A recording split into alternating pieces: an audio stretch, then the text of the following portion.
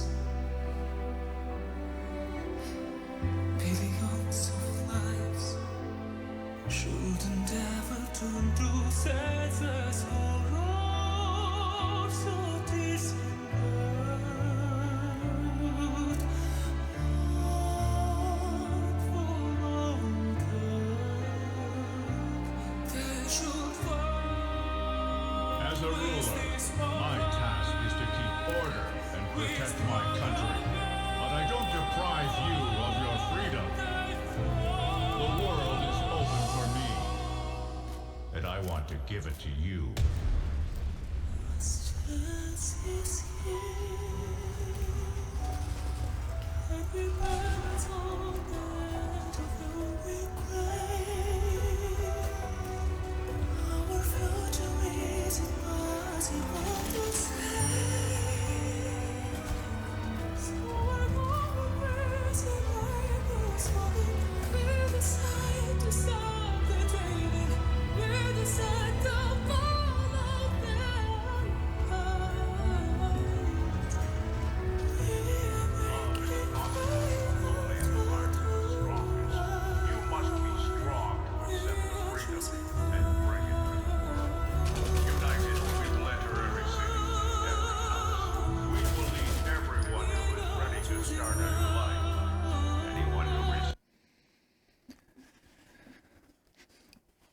Okay, okay. What is jumping into my mind? First thing, it's lovely to hear Dimash's voice, like the smoothness and the control of it felt comforting to my ears. It feels nice to hear him singing again. And then we get to sort of the point, the point of what I'm seeing so far. And it seems to be, at least this is my perspective, this is my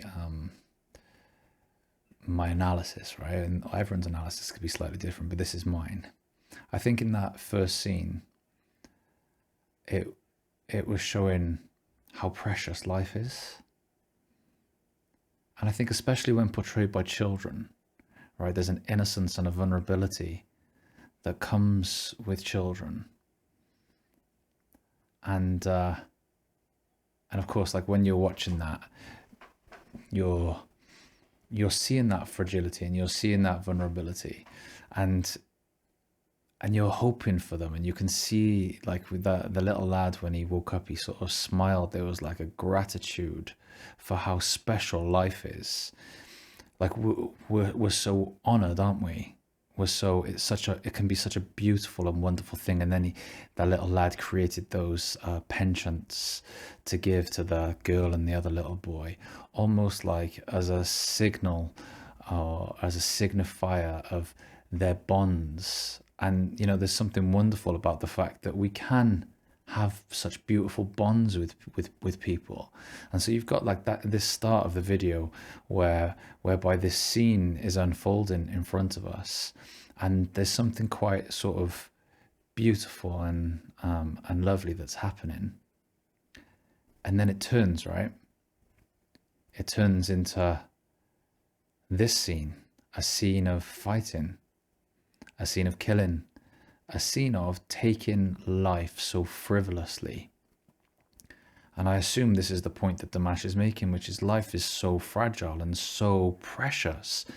And yet throughout the world, as adults, we're making decisions that are losing people's lives in such needless ways.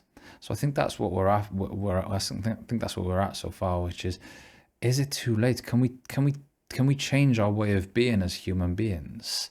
You know, it feels as though our way of being as human beings is informed by often greed and power.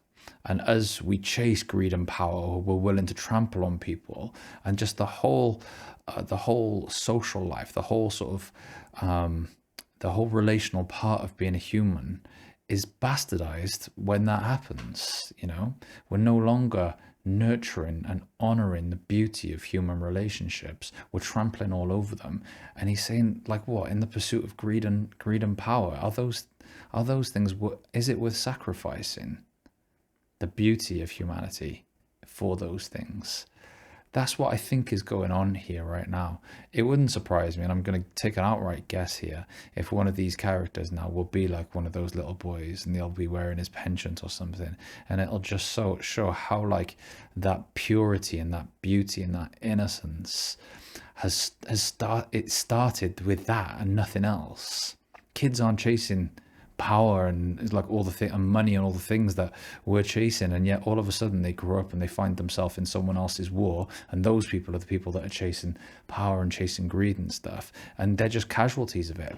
They're casualties of life. And so like I think that's probably what we're going after here, like Dimash trying to encourage us to be more grateful and be more you know, to really appreciate the lives that we have and the beauty of being a human being, especially with respect to relationships, relative to just like throwing it away.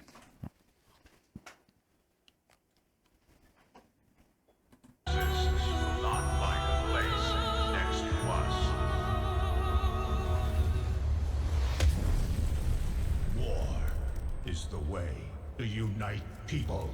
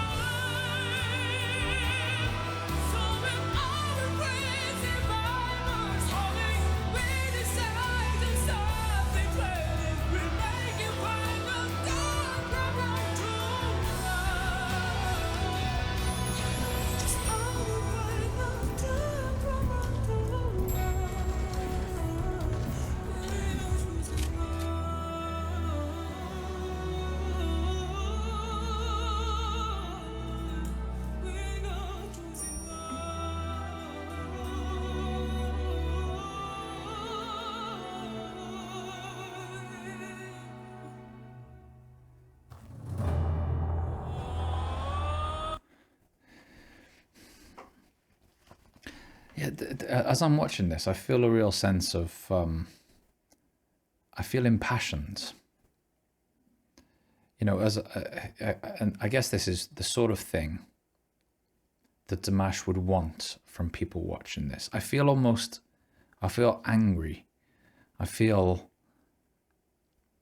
like Dimash, with that little sequence there, is saying, what are we doing? What are we doing? Like, life is so precious. And here we are, like, killing each other in absolutely needless ways through war. And like, you think of like the war in Ukraine. Why?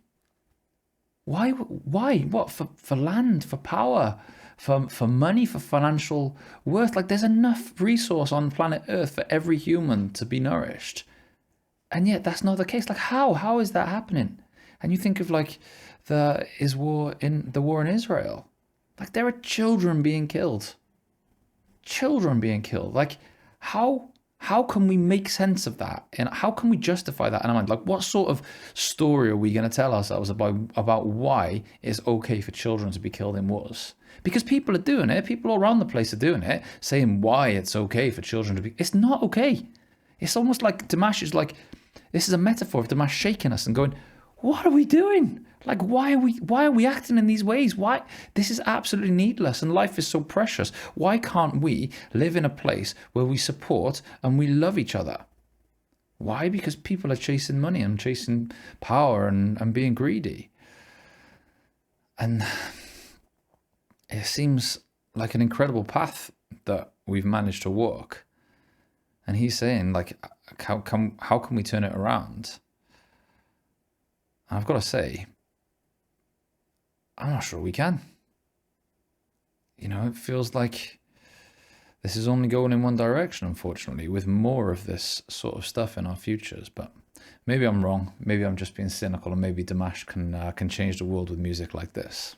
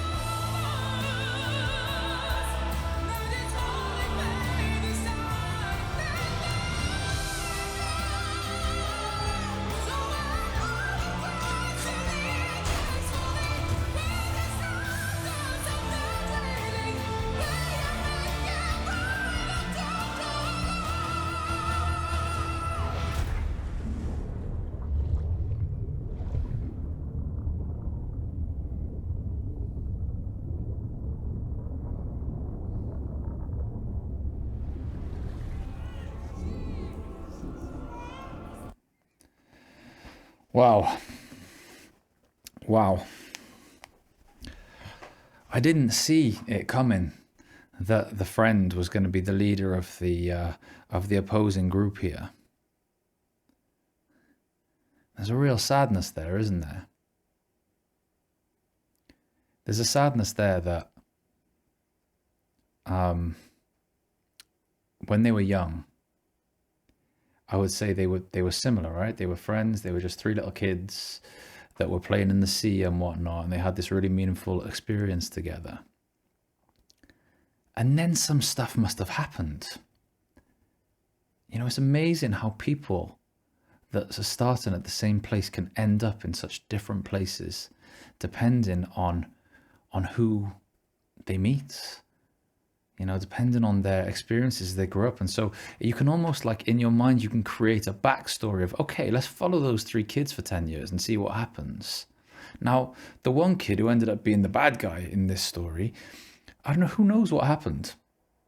Maybe his parents broke up.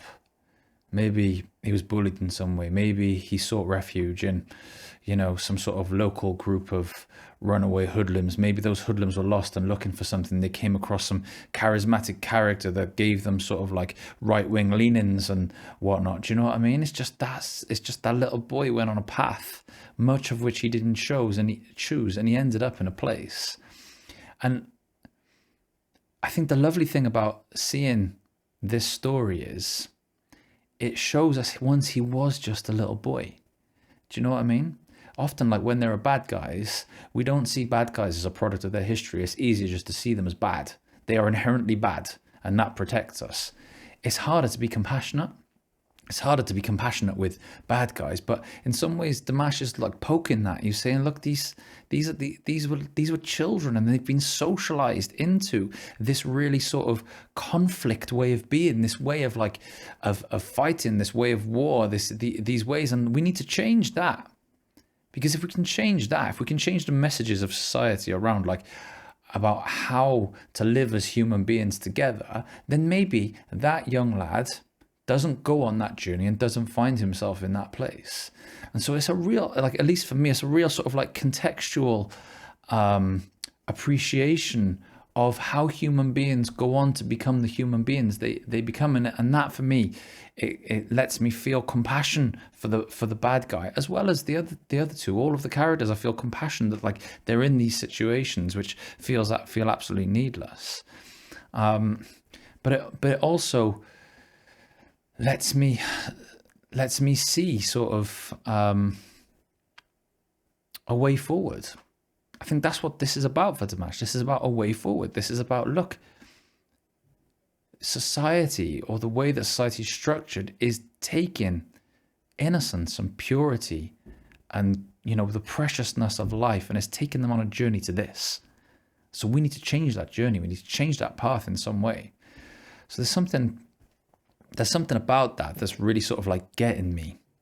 The time traveling element of this is really getting me. I think that another couple of things popped out to me. One is Dimash is a really good actor. So, like, I'm buying into this. Do you know what I mean? I'm not looking at Dimash here and thinking, oh, there's a camera here pointing at him and he's performing. This is just, I'm in it, suggesting that he's a good actor.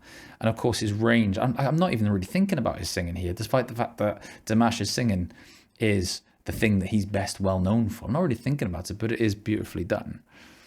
I know I like the idea of, like, moving towards the light. He keeps talking about the light. One other thing popped out to me, which is that in the last sort of like few minutes of this, there've been religious undertones. Various religions have been sort of like portrayed, and various religious events are sort of being portrayed on the screen and stuff here.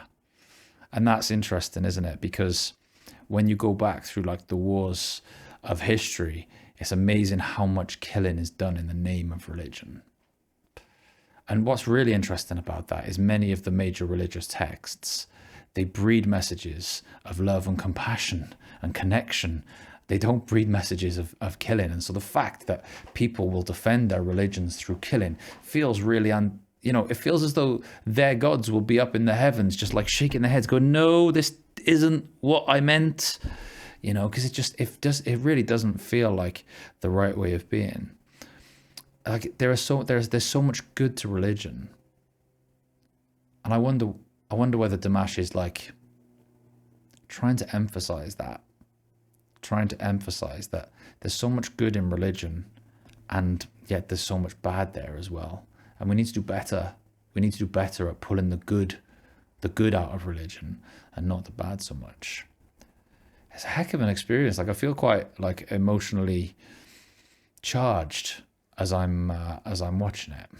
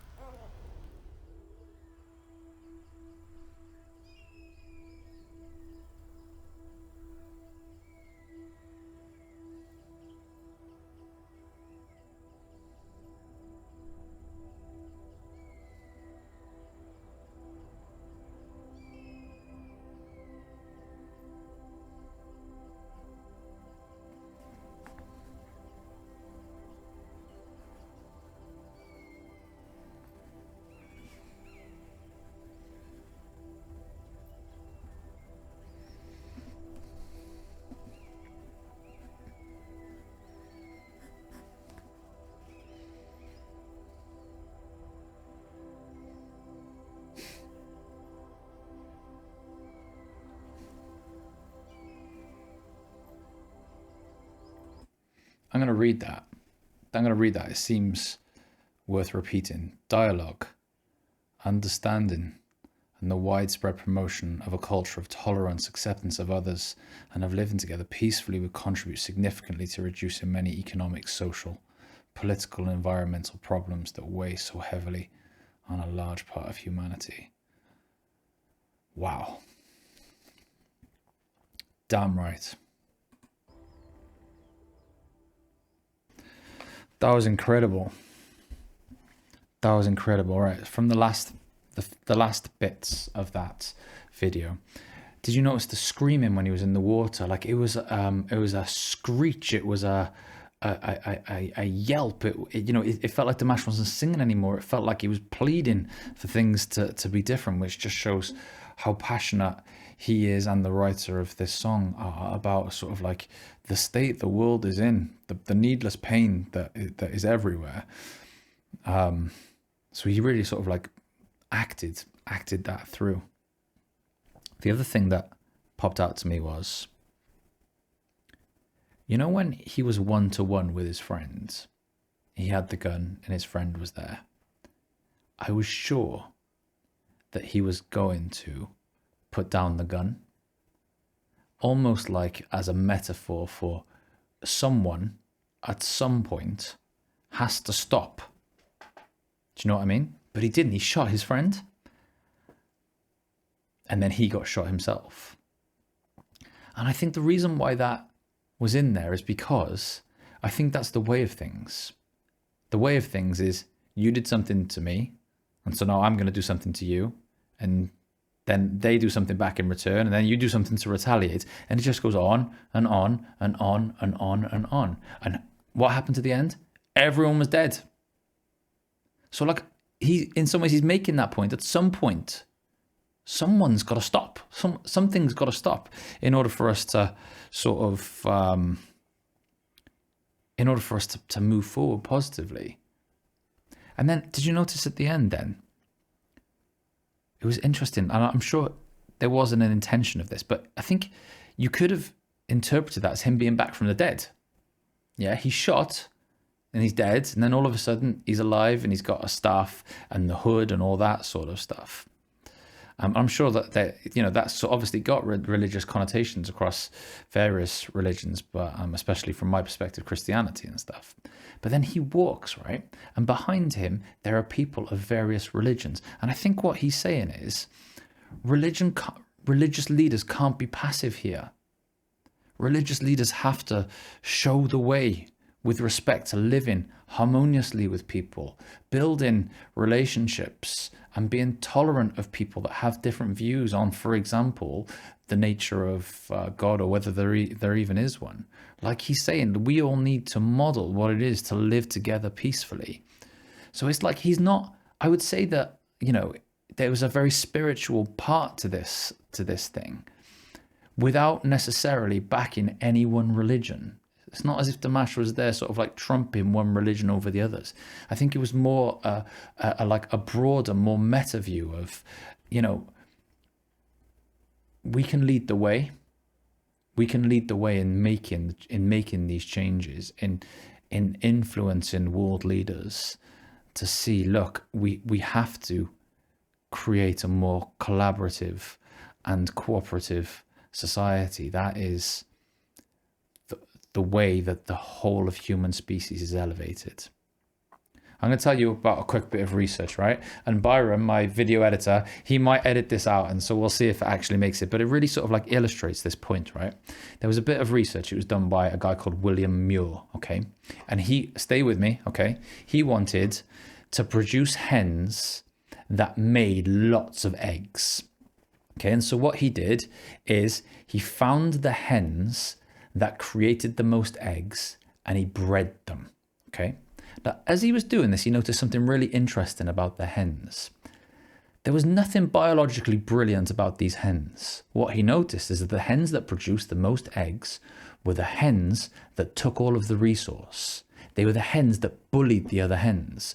Those were the hens that did really well. And so we thought, you know what? In addition to breeding these bully hens, I'm going to breed some collaborative, cooperative hens as well. Hens that get on well with other hens, and we're going to see what happens. And he followed these two groups of hens through multiple generations, and he measured the amount of eggs they produced. What he found was two things. One, the collaborative, cooperative hens produced way more eggs. They were way more efficient when they shared resource relative to when they bullied others for resource. They also found those hens were in much better health.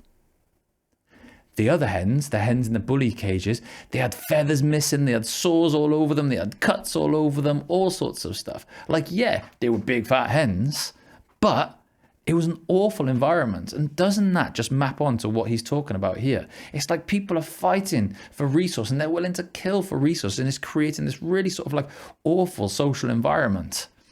We could just be the other hens. The collaborative hens, the sharing hens, the cooperative hens, the tolerant hens. And then there's no needless killing. There's no nuclear weapons. There's no guns. There's no big fights or anything. The whole of human species is elevated in terms of both its efficiency at producing resource and in its health. The thing is, how do you make that happen? Maybe he's right. Maybe the world religious leaders will be able to show us there. If not, then hopefully there'll be pockets of us that see the world in this way and are willing to be collaborative and be cooperative and be compassionate and to build relationships with people. Well, it didn't let me down, Dimash's story of One Sky. Thank you for pointing me in its direction, and I will catch up with you again. Take care. Flipping heck. That was a beast, wasn't it? It was, wasn't it? That was I did to think the money they spent on that. I really think it was a big production. Moving parts. Yeah. But it was interesting. So what I picked up on it was it's interesting to see how the innocence and how fractures in friendships start early and how they create frictions Yeah. and then crevices and canyons. But it's interesting Yeah. that the symbolism that they had of friendship became the divide. That's interesting. And if you notice when they were all at the table, Yeah. because it's obviously very German connotations. Yeah, it was. Yeah. But if you notice the way that they didn't do like a high Hitler. Yeah. The arm was down. Yeah. Which is, if you look at it, it's it's the shape of the pendant. Really? Yes. Oh wow, you picked up on that. Because as soon as I seen it, I was like, because I was like, that's an odd choice to do the arm, and then I was just like, the line, because they all had the arm on the table, and it was also, it's funny how, like we were saying earlier about children and allowing them to go out and be people, but then in conjunction with that, you have the flip side where these little friendships can fracture. Yeah. And sometimes people in the right, because you think of it, these people are in the right environment for war to breed. And that takes a very, very special life. Yeah. So it's interesting to see the divide, but the collective connection that they have. Yeah.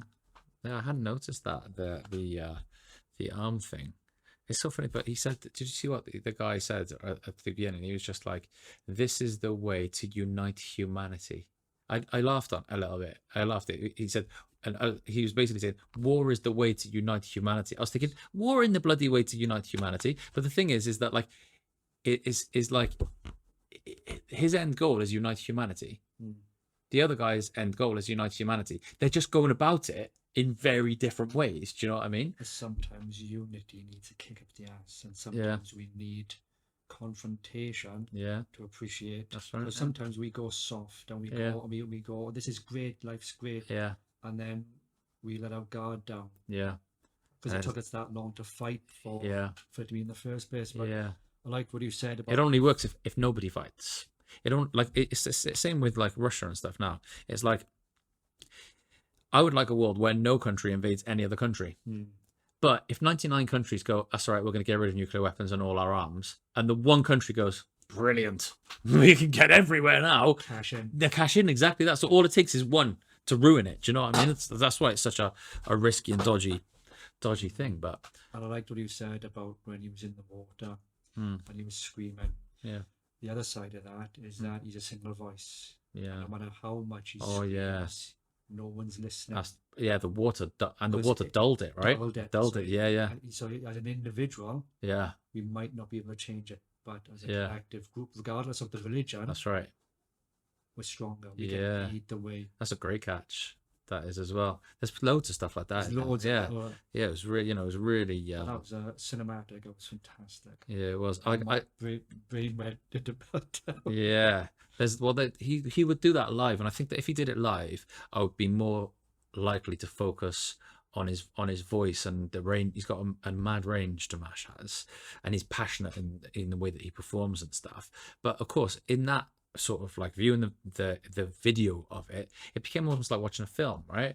And his voice is just in the background, just sort of like taking you through it. So I'm not necessarily recognizing all of like the beautiful notes that he's singing. I'm just in the story of it and the symbolism, the meaning of the story and stuff. And that is the point of the video, is that whilst he has a phenomenal voice, the message is not, look how great I can sing. No, exactly that. Yeah, he's not drawing attention to his own voice here. That's not the point of it. He's elevated the cinematography and the story to supersede his voice. Yeah. Because he could have been in it.